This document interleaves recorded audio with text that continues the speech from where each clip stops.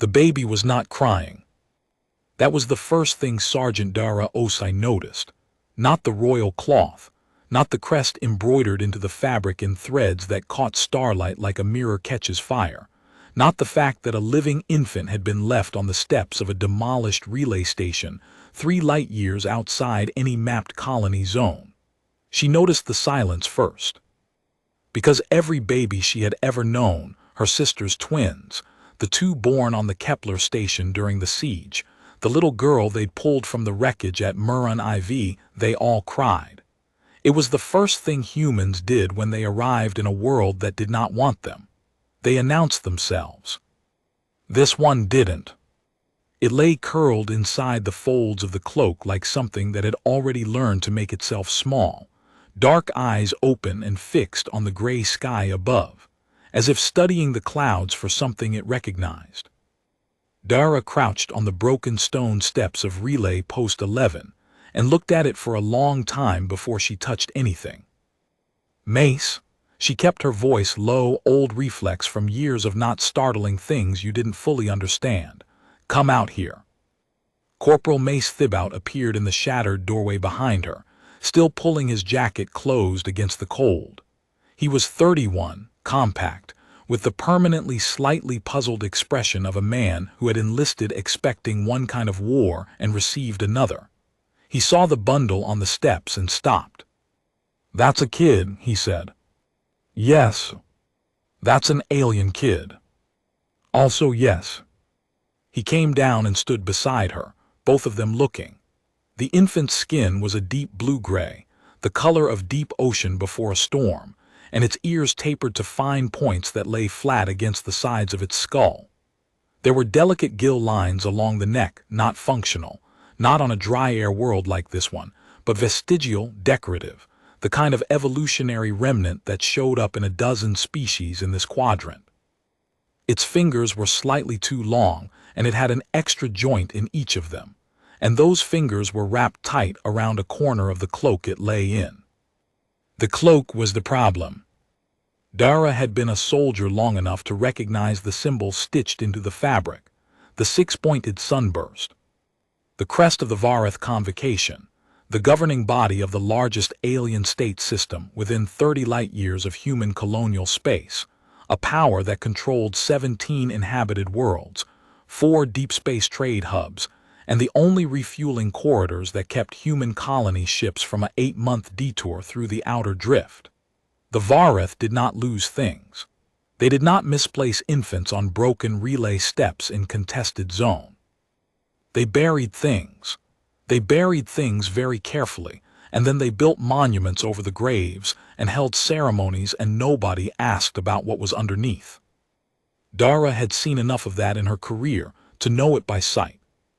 "Log says this station's been dark for 6 months, Mace said, reading off his handheld. "Nobody should know we're here." Someone knew. He looked at the cloak. He was slower than her sometimes, but he always got there. "That's convocation. That's convocation." He exhaled through his nose, slow and controlled, the sound of a man recalibrating. "We need to call this in." "We will," she said. "First we need to make sure it's alive." The baby, as if responding to her voice, turned its head and looked directly at her. Not toward her, at her. With intent. The way a person looks at another person when they've been waiting a long time and have finally decided to trust. Dara had been looked at by a lot of beings in her life, most of them with suspicion or fear, or the particular flat assessment of an enemy calculating odds. She had not been looked at like that in a long time. She reached out and picked it up. The official designation of their assignment was Survey and Communications Restoration, which meant Dara and Mace and their 4-person team were supposed to spend 3 weeks restoring relay antenna arrays along the outer edge of contested Zone 7, then file a report, then leave. Nobody was supposed to be here. Nobody was supposed to know they were here. The whole point of contested Zone 7 was that it was a gap, a stretch of dead space between convocation territory and human colonial space where both sides had agreed, in a treaty that neither side fully trusted, to maintain no permanent military presence. Survey and communications restoration was the diplomatic language for, we're technically not soldiers, and this technically isn't military infrastructure. Everyone understood what it actually was. You didn't need a treaty to understand that the side with better communication relays won the next argument before it started. Their ship, the Hadfield Asterisk, was small and fast and officially registered as a civilian survey vessel. Lieutenant Commander Femi Adwale ran it with a quiet efficiency that Dara respected enormously. He was the kind of officer who understood that the most important thing about authority was knowing when to be invisible with it. He was not happy about the baby. "You cannot keep it," he said, from the doorway of the ship's small medical bay where the infant was currently lying under a portable scanner, wrapped now in a thermal blanket, and against all operational protocol, consuming a ration pack that Mace had mashed to paste. "It was left on an active survey site," Dara said. "It's evidence." "Evidence of what?" "I don't know yet. That's why I need time." Adwale looked at the baby. The baby was looking at the scanner display above it with that same focused, patient attention it had turned on the sky earlier. It had eaten without fuss. It had not cried since they brought it aboard. It did periodically make a small soft sound, not quite a hum, not quite a purr, something in between, at a frequency that the scanner logged and that Dara found herself leaning toward whenever she heard it. "We are 3 light years outside of anything," Adwale said. "The nearest convocation outpost with pediatric medical facilities is Veth Station, and that's 11 hours at best speed. Then we have 11 hours to figure out what we're dealing with before we hand it over." "You're assuming we're handing it over." She looked at him steadily. "I'm not assuming anything yet, that's the point." He held her gaze for 3 seconds, which was Femi Adwale's version of a lengthy internal debate. Then he nodded and left, and Dara sat down on the floor of the medical bay next to the scanner table and started working. The cloak told her most of it before the record search confirmed the rest. She wasn't a diplomat or an analyst. She was a soldier who had spent enough years in contested zone assignments to learn that knowledge was armor, and that going into any situation without it was a failure of preparation, not a failure of luck. So she had learned things. She'd learned the Vareth Convocation's crest and the hierarchy of its iconography, the way the number and arrangement of embroidered threads indicated rank and lineage, the difference between a functional garment and a ceremonial one. The cloak was not ceremonial. The threads were too coarse for ceremony, the construction too fast, the stitching in one corner slightly uneven, the work of someone who had been careful but hurried. But the crest itself was perfect, because you did not rush a crest like that. You did not modify a crest like that unless you had the authority to do so. And the crest on this cloak had 2 elements she had never seen before. A secondary mark woven into the center of the sunburst, a smaller glyph she didn't recognize, and around the outer edge, in very small, very precise stitching, a sequence of characters in Old Vareth script that she had to pull up her translation protocols to read. It took the system 8 minutes to render a working translation. It said, "He is the heir. If you are reading this, you have been trusted. Do not trust the convocation." She sat with that for a while. Mace found her still sitting with it when he came back from his equipment check, 2 hours later. He read the translation on her screen and sat down next to her without saying anything, which was one of the things she had always valued about him. He understood the difference between a silence that needed filling and a silence that needed company. After a while he said, "So the convocation doesn't know where he is. Or they do know, and they're the ones who put him here. Who would put their own heir in the middle of nowhere. Someone who wanted him to survive," Dara said. "Someone who couldn't protect him any other way." Mace was quiet again. "Then who leaves a note for a human? We shouldn't even have been here. We were just the first ones to show up." Maybe that's not an accident either.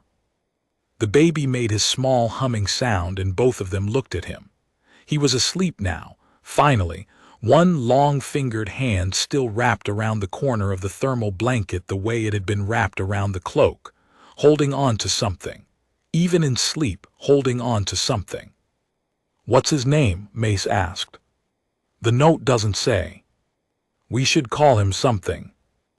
Dara had been thinking about this, in the background of all the other thinking, and she had arrived at her answer the way she arrived at most of her decisions, not by deliberating until she found the perfect choice, but by recognizing what she had already decided and acknowledging it. "Eli," she said. Mace nodded. "Okay, Eli." Adwale called a meeting that evening in the ship's small common room, all 6 of them gathered around a table that was slightly too small for the purpose, the baby asleep in the medical bay 2 rooms away. "What we know," Adwale said, standing because there wasn't room for everyone to sit comfortably, and he was the kind of person who solved that problem by remaining on his feet. An infant of apparent Varath convocation lineage was left at an unsecured survey site in contested Zone 7, wrapped in a garment bearing a convocation crest and a message in Old Varath script, identifying the infant as an heir to the convocation and warning against trusting the convocation itself. We have no independent verification of either claim. We have a child. What we do with the child is our immediate problem. Technical specialist Yara Deng spoke first. She was the youngest member of the team, 24 from Lagos originally, currently the person on board with the highest proficiency in Varath systems and communications. "If we transmit through standard channels requesting guidance, the convocation will intercept it. There are no channels in this zone that aren't monitored. What happens if the convocation finds out we have him?" That was Engineer Ramai Sousa, pragmatic, direct, allergic to euphemism. "We don't know," Dara said. "If the note is genuine, then whoever put him here wanted him away from the convocation, if we hand him to the convocation." "If the note is a plant," Ramai said, "and the convocation put him here deliberately as some kind of provocation, then handing him over is what they want us to do," Mace finished. The room was quiet for a moment, the ventilation system humming, the particular close silence of a small ship in deep space, where every sound was familiar, and every deviation from the familiar was worth noting. "There's a third option," Yara said. "The note is genuine, and someone inside the convocation left him here specifically because they expected a human survey team, because they knew we'd be here, because they wanted the baby with us." Adwale looked at her. Why would a convocation insider want their heir with humans in contested Zone 7? "Because it's the one place in this region where the convocation's enforcement authority is legally constrained," Yara said. "The Zone Treaty limits their military movement the same as ours. They can't send a warship in here without triggering the treaty breach protocols. Whoever hid him here is buying time." "For what?" Ramai asked. Nobody answered that immediately.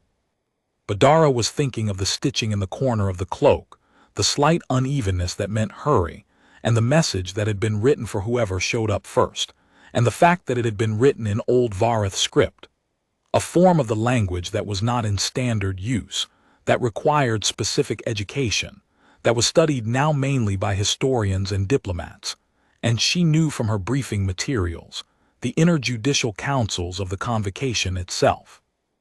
Someone with access to those councils, someone who knew enough to know that a human survey team was scheduled for relay post 11, someone who had been planning this for long enough to sew that message into the cloak, but who had also been frightened enough to rush the stitching. "For the truth to come out," she said. "Whatever it is." The first contact came 14 hours after they found Eli. Yara picked it up on a passive sensor sweep, a convocation scout-class ship, running silent, no identification beacon, holding position at the outer edge of their sensor range. Not moving, not transmitting, just watching. "They know we're here," Mace said, looking at the display. They knew before we did, Dara said. That ship's been out there for longer than we've been in the zone. Look at the power signature, it's in conservation mode. It's been there at least a day. Waiting, Adwale said. Waiting to see what we do. They held a second meeting, shorter this time, because the situation had clarified in the way that situations in contested zones always eventually clarified. You ran out of options until you had one. If they're watching us, Ramai said, they already know we found the kid. They're watching to see if we report it, Yara said. If we transmit, they know what we know. If we don't transmit, they know we found something we're not willing to talk about. Either way, they have reason to come in, Mace said. Adwale looked at Dara. He had been looking at her more throughout this conversation. She noticed the incremental ceding of decision-making authority that happened when situations moved outside the scope of standard operations and into the territory of judgment calls. He was not abdicating. He was recognizing who in the room had the most relevant experience. She wasn't sure she had the right experience for this. But she was the one who had picked the baby up. She was, in some way she couldn't entirely articulate and didn't try to, responsible now. We don't transmit, she said. We continue the survey mission. We repair the relay arrays on schedule. We give them nothing to act on. And the child? The child stays with us until we know what we're bringing him into. She spent most of the next day in the medical bay, reading. Yara had pulled everything she could find on the Vareth Convocation's political situation.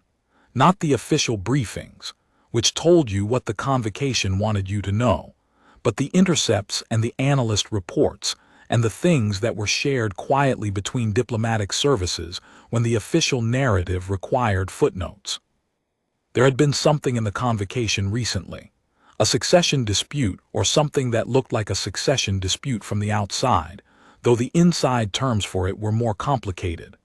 The sitting head of the Convocation, the sovereign in the human translation, though the Vareth word carried connotations of burden as much as authority, had lost an heir 8 months ago. An infant. The official cause was illness. The official grief had been extensive and public, and the analysts noted with the careful language of people who were not allowed to say what they actually thought, notably well coordinated. The sovereign had a rival, not a public rival. The Convocation did not permit public rivals, which was part of what made it what it was, but a factional one. A block of the inner councils that had been positioning for years, quietly, the way things moved when they could not move openly. The heir who had died was the sovereign's proof of legacy. The heir's death was the faction's opportunity. Dara read this, and then she looked at Eli, sleeping on the scanner table. She looked at his small face, the long fingers, the gill lines along his neck. She thought about the person who had stitched those words into the cloak, hurrying, frightened, trusting the only option left to them. She thought about what it meant to put your most important thing into the hands of a stranger, because it was the only way to keep it alive. She knew something about that. She had carried things for people who had no one else to trust. It was, in some ways, the whole of what soldiers actually did when you stripped away the language of strategy and conflict, and got down to the human weight of it. She reached out and put her hand flat on the scanner table next to Eli's hand, not touching, just present. He opened his eyes and looked at her. "I know," she said quietly. "I'm working on it." The Convocation ship moved on the second day. Not toward them, not yet. It repositioned, a slow arc that brought it to a point equidistant between the asterisk Hadfield and the nearest edge of the zone boundary. A blocking position, not a direct threat but a door closing. "They're hurting us," Mace said. "They're preparing options," Dara said. "There's a difference." "What's the difference?" Hurting means they've already decided what happens next. Preparing options means they're still deciding. We have room to move. "For how long?" She looked at the sensor display. "Hours, maybe a day." She spent those hours the way she spent every period of waiting before a situation resolved. She worked. She went through the technical files on the relay arrays, identifying which repairs were genuine and which were cosmetic, the kind of work that existed to justify their presence here rather than to serve any actual function. She ran supply inventories. She helped Yara finish the secondary antenna calibrations. She did all the things that needed doing and let the back of her mind run the problem. The problem had two parts. The first was the convocation ship and what it was waiting for. The second was the message stitched into the cloak and what it was asking for. The message was asking for one thing, she realized. Not action, not confrontation. The message was asking for testimony. If you are reading this, you have been trusted. That was not a request to run. That was not a request to fight. That was a request to know and to be willing to say what you knew. The convocation could not publicly move on human sovereignty without triggering the full weight of the Zone Treaty. They could position, and they could wait, and they could apply pressure, but they could not simply take Eli without creating a record of what they'd done. A record that would exist in every communication system they used, every sensor log, every treaty monitoring protocol that both sides had agreed to maintain. The convocation was an institution built on control of information, but the Zone Treaty's monitoring systems were not convocation-controlled. They were third-party, neutral, maintained by the independent oversight body that both sides had agreed was the only thing holding the treaty together. If the convocation boarded a human survey vessel in contested Zone 7 and took an infant that was currently in human custody, that action would be logged. If Dara's team filed a report on what they had found before that boarding happened, if the report included the message on the cloak, if that message became part of the official record before anyone could suppress it. She went to find Yara. "I need to file a report," Dara said. Yara looked up from her console. "I thought we decided not to transmit." "We decided not to transmit blind. I'm not transmitting blind." She sat down across from her. "Can you route a report through the Zone Treaty monitoring relay, not through standard communication channels, directly to the Treaty Oversight Archive?" Yara was quiet for a moment, her expression cycling through the math of it. "That's a dedicated channel. It bypasses the convocation's monitoring band." "Does it?" "It's supposed to." She tapped something. "The treaty monitoring relays are hardened against signal interception. That's the whole point. Both sides agreed that the oversight channel had to be tamper-proof or the oversight was meaningless. So a report filed through that channel goes directly to the archive. And to both parties' treaty commissioners simultaneously. The moment it's filed, both sides have it. You can't unfile it. You can't suppress it." She looked at Dara with the expression of someone who understood exactly what she was being asked. "What goes in the report?" "Everything," Dara said. "The location where we found him, the cloak, the crest, the message, the translation. The current status of the infant in our care. The convocation scout ship holding position outside the zone boundary. All of it. Time-stamped, signed, filed through the oversight channel." "The moment that report goes in," Yara said carefully, "the convocation knows what we know. They know the message is on record. They know we know about the air. They know the scout ship's position is documented." "Yes. They'll board us." "Maybe. But now they'll board us with the whole treaty oversight body watching and the record already established that a convocation heir is in our custody, alive and well, and that we found him abandoned in contested Zone 7, wrapped in a cloak with a message, identifying him as an heir and warning against the convocation itself." She met Yara's eyes. "They can board us. They cannot board us and make him disappear. Not anymore." Yara was still for a long moment. Then she turned to her console and started pulling up the treaty archive protocols. "I'll need 30 minutes to set this up properly," she said. "If we're going to do this, we do it right." 30 minutes, Dara said. I'll tell Adwale. Adwale listened to the plan with his arms crossed and his face neutral, which was his expression for things he understood completely and had already accepted before she finished explaining. "You're making him impossible to disappear," he said. "I'm making the truth impossible to disappear," she said. "What happens to him after depends on things I can't control. But what he is and where we found him, that goes on the permanent record. The convocation can't change what's already filed." He was quiet for a moment. "The convocation's going to be angry." "Yes." "There'll be a diplomatic incident." "Almost certainly. Our mission brief specifically says to avoid diplomatic incidents." "Our mission brief," she said, "didn't anticipate finding the heir to the Varath convocation on the steps of Relay Post 11 with a note sewed into his cloak by someone who was terrified and trusted us anyway." She looked at him steadily. "Someone in that convocation reached across 30 light years and across every difference between our species and left their most important thing on our doorstep, because we were the safest option. Because the treaty, whatever its faults, meant that we were the ones with a reason to tell the truth." He looked at her for a long time. Outside, 3 light years from anything, the stars did not move. "File the report," he said. The convocation scout ship moved within 40 minutes of the transmission. Yara tracked it on her console, calling out the position changes in a calm, steady voice, while the rest of them went to station. Ramai and the 2 other team members to the engine room, Mace to the communication bay, Adwale to the bridge, Dara to the medical bay where Eli was awake and doing the thing he did with the scanner display, watching it with that focused, patient attention. "They're crossing the zone boundary," Yara said over the ship comm. "Coming in under treaty-exempt classification. They're designating it a welfare check." "Can they do that?" Mace asked.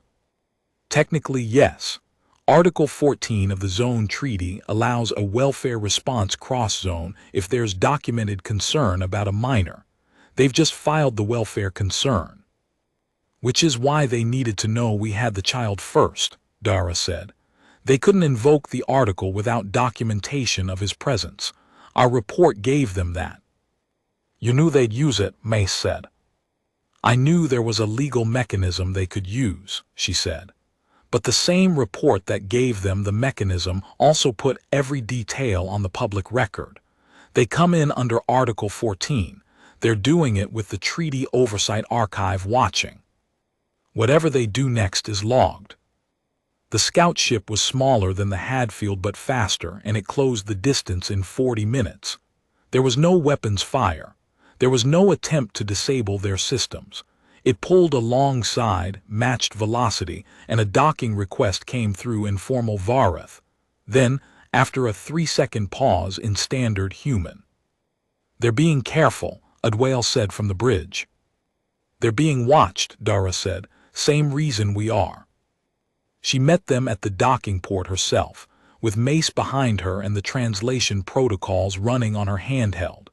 3 convocation officers came through, in the gray and gold of their service, which was formal dress, not an accident. They were performing the correct version of this encounter. The version that would look appropriate in the Oversight Archive.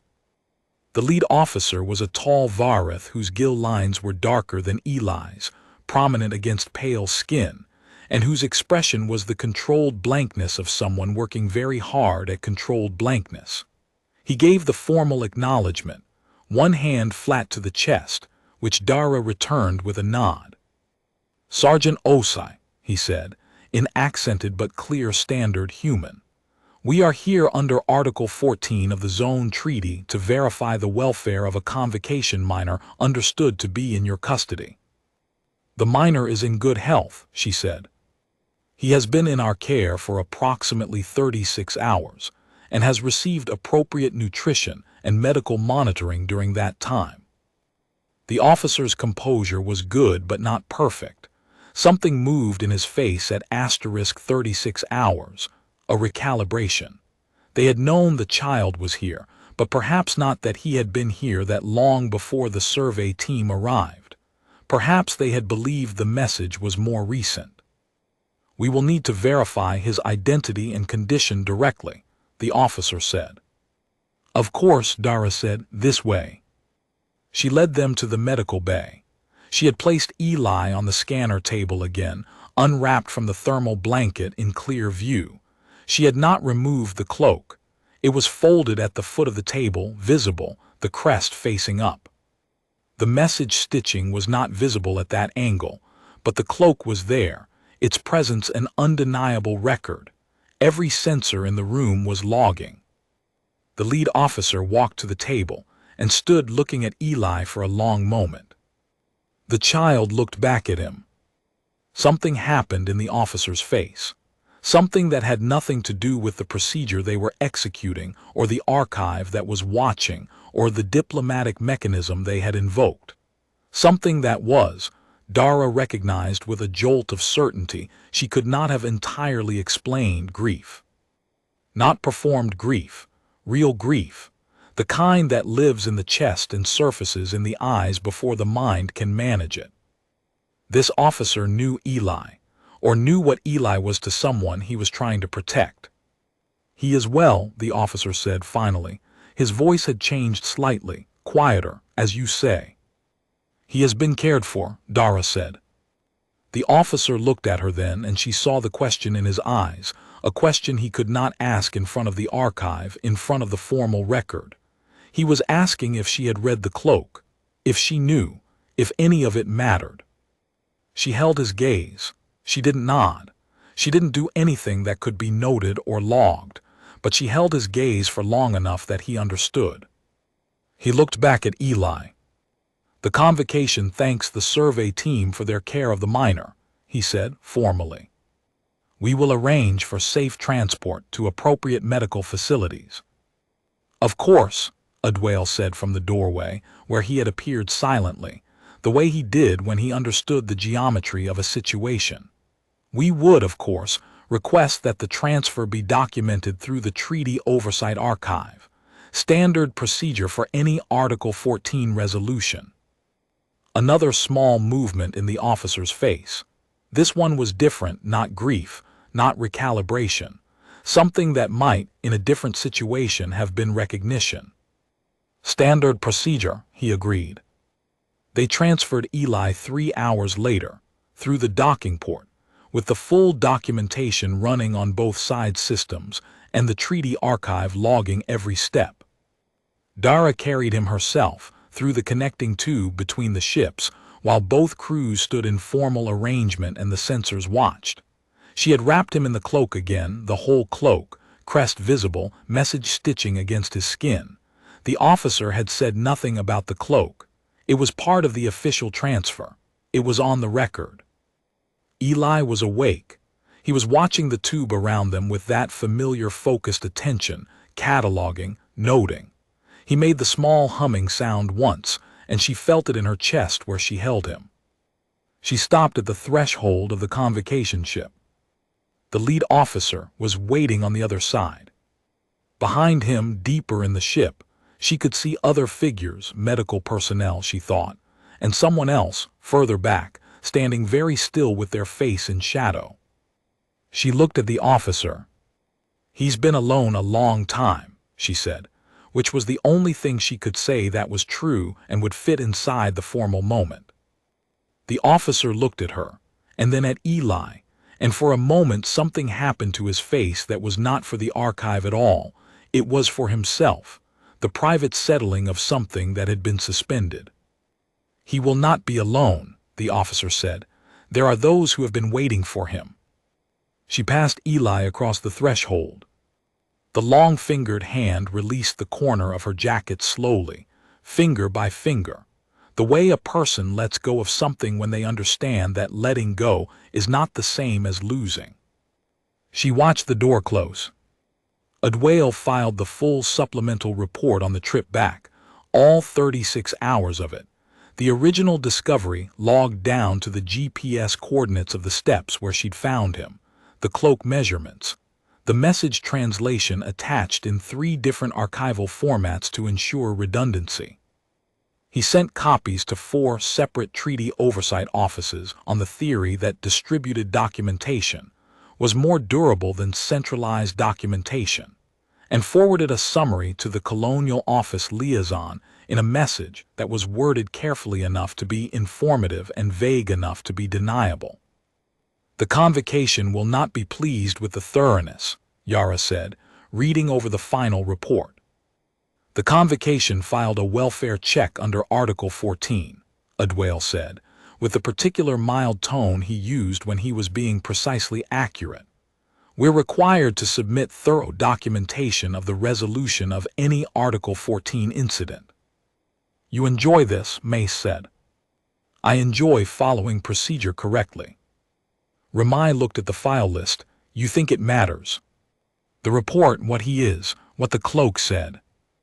Dara was sitting at the end of the table, coffee going cold in her hands, thinking about the officer's face when he looked at Eli, the way grief and relief had moved through him simultaneously, the figure standing in the shadows at the back of the Convocation ship. "I think someone with access to the Convocation's inner councils sewed a message into a cloak and left an infant on the steps of a broken relay station and trusted a human survey team to read it," she said. "I think they did that because they believed that humans, specifically, would file an honest report, that we put the truth on the record before anyone could stop us, not because we were ordered to, but because that's what we do." "Is that what we do?" Ramai asked. She thought about this. "I think it is," she said. "When it matters. I think we've gotten very good at moving in the spaces where the rules don't quite reach, and I think the people out here watching us from the other side of whatever line we're standing at have noticed." "We're an inconvenience," Mace said. "We're a witness," she said. "There's a difference. An inconvenience can be removed. A witness that has already spoken, you can't take that back. Whatever happens to Eli from here, whatever the Convocation decides to do with what they know we know, the record exists. His existence is documented. The cloak is documented. The message is documented. That's what we were asked for. That's what we gave." The stars outside the *Hadfield's * viewport did not move, the way they never moved when you were traveling fast enough, everything in motion and everything appearing still. "Do you think he'll be okay?" Mace asked. He wasn't asking Adwale. Dara took a long moment before she answered. She thought about the officer's face. She thought about the figure in the shadows. She thought about the message, the hand that had written it, the trust that had gone into every careful stitch. "I think the person who put him there knew something we don't," she said, "and I think they knew it well enough to bet everything on it." She picked up her coffee, which was cold now, and drank it anyway. "That's all any of us can do." The incident report filed by the Hadfield * survey team was received by the Zone Treaty Oversight Secretariat 11 days later. It was logged, archived, and marked as resolved under Article 14 of the Zone Treaty, with supplemental documentation attached. The supplemental documentation included a full translation of the message found on the cloak. The Treaty Oversight Commissioners from both sides received simultaneous notification, per standard procedure. What happened within the Convocation in the weeks that followed was not visible from the outside. Institutions of sufficient power do not publicly convulse. They adjust, internally, in ways that only become legible much later in the historical record. There were no official statements. There were no announced changes in the Convocation's leadership structure. There were no diplomatic protests filed about the Hadfield * survey team's actions in contested Zone 7. There was, however, a formal commendation transmitted from the Zone Treaty Oversight Secretariat to the Colonial Office, citing the Hadfield * survey team for exemplary conduct in the resolution of an Article 14 welfare incident, specifically for the thoroughness and timeliness of their documentation, and for the care demonstrated toward the minor in their custody. A whale printed it and taped it to the galley wall, where it remained for the rest of the Hadfield's service life. Dara never heard directly what became of Eli. She heard things obliquely, the way you heard things in contested zone assignments, through communications that weren't quite said plainly, through shifts in the diplomatic weather that people who paid attention to such things recognized as consequential. She heard 4 months later that the convocation had made an internal announcement of some kind regarding the succession, one that wasn't shared with outside parties, but that coincided with a notable reduction in the factional activity that the analyst reports had been tracking. She heard, 8 months after that the Varith sovereign had appeared at a public function with a child beside her. A young child, not displayed prominently but present, visible there. She heard this from Yara, who had been tracking it on her own time and sent a short message. He's there. See the background of the third image. She looked at the image for a long time. The child was too far from the camera to make out clearly, but the way he was standing still, watchful, studying the room with focused attention, she recognized that. She forwarded the image to Mace with no message attached. He replied 3 hours later, also with no message. Just a single character that in the communication shorthand of people who have been through something together means received and understood. She was back in contested zone work 8 months after the Hadfield assignment. A different ship and a different zone, and a different set of relay arrays that technically weren't military infrastructure. The work was what it always was. Technical, careful, conducted in the spaces between the lines on the map where the rules were thinner and judgment mattered more than procedure. She thought about the steps of relay post 11 sometimes. The way the gray light had sat on the cloak, on the embroidered crest, on the small still face looking up at the sky with that patience that wasn't resignation, that was something more than resignation. She had done what had been asked. She had put the truth on the record before anyone could stop her. She had carried something across a threshold and passed it on to hands she hoped were trustworthy, and had had to live with the uncertainty of that hope, which was the only way hope worked. She didn't think about whether she'd done the right thing. That question had too many variables and not enough information, and was, in any case, the wrong question.